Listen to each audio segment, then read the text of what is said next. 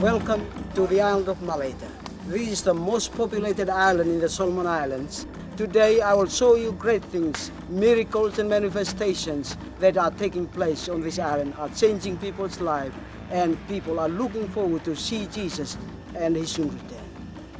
Come with me in my yellow rocket and I will show you some exciting things that are happening on my island. This is the main road on Malaita. It is rough, but we are going to have fun. Don't be nervous.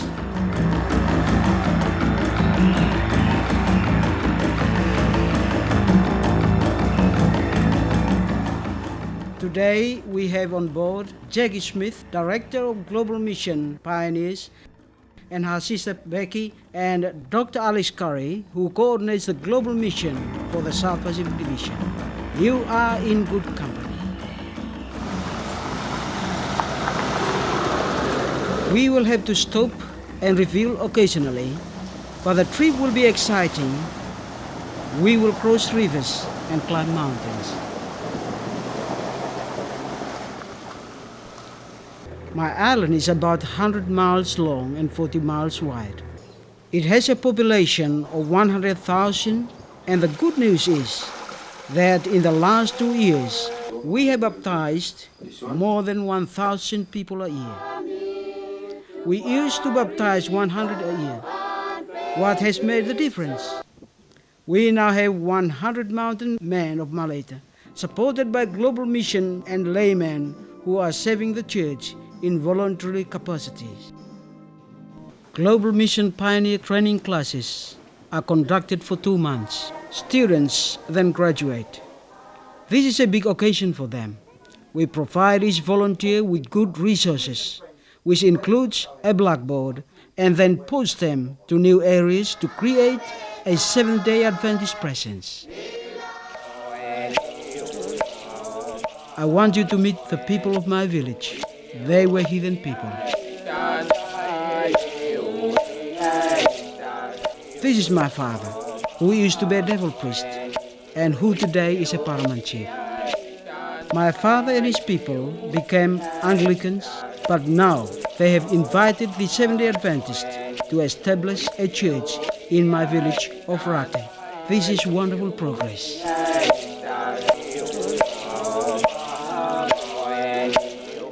My culture is a cooperative society. They enjoy planning, singing, and doing things together. Each year, an important occasion is the Gallup nut harvest. Men and women join together in unison to crack and preserve this precious nut used in our cooking. These are very little seed. They are nut seed, and we plant this in the ground, and they will grow after many years. They'll be like those big nut trees down there. Now this also portrays the fact that the gospel, at the first place, it's small. We plant it in the hearts of men, and they grow until we see big communities attending the church and knowing Jesus Christ through very little seed like this nut, so as the little seed of the gospel. Come here and see for yourself what some Global Mission pioneers are accomplishing for God on Malaita.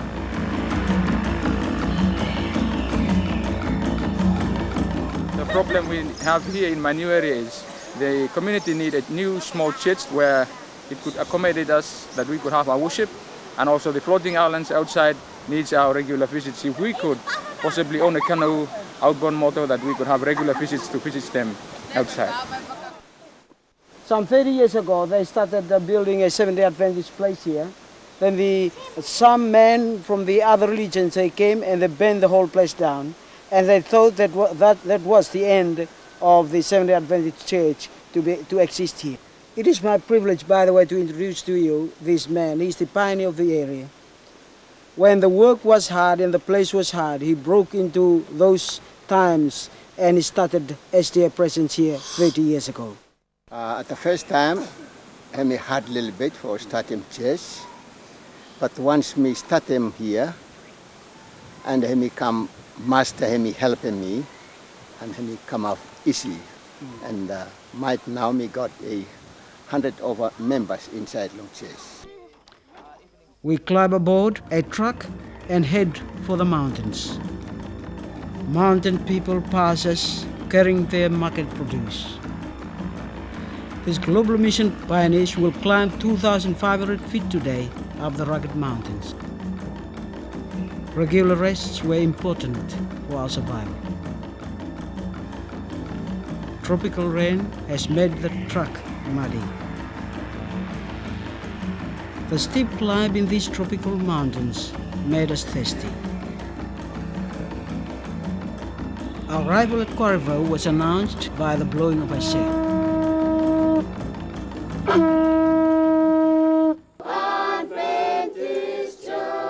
Rather than a heathen welcome we received previously, people gave us a Christian welcome. What a contrast. I want to bring you greetings on behalf of the General Conference. Jackie Smith responded and with thanks. wish you God's blessing as you continue to work in this area. These mountain people now have something to sing about. They enjoyed learning new songs and hearing the good news. Medical treatments were given by nurse Mina. People love to hear preaching. Ladies have been trained for welfare activities. Meet Camuel, our Global Mission pioneer, to Quarryville, and Talo, who is the chief of the tribe. These two gentlemen. Here, this man here is the pioneer for Quarryville village here. He's the one who actually started the work.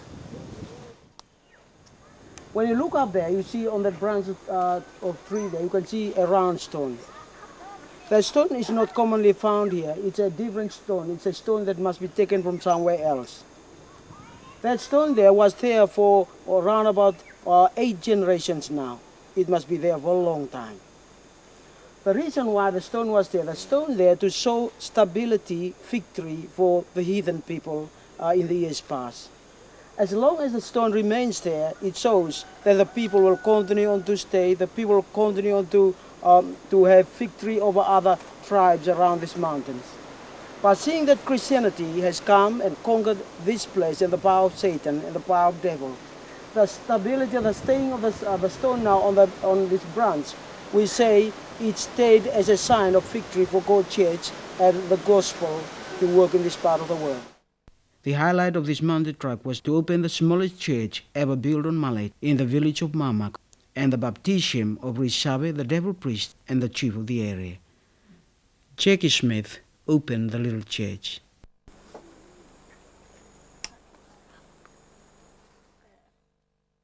Churches like this around the world that are opening up new territories and enabling the gospel to be spread.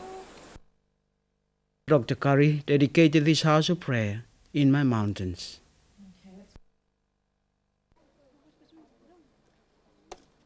The people were so thankful and happy, they brought a thank offering and enjoyed a feast.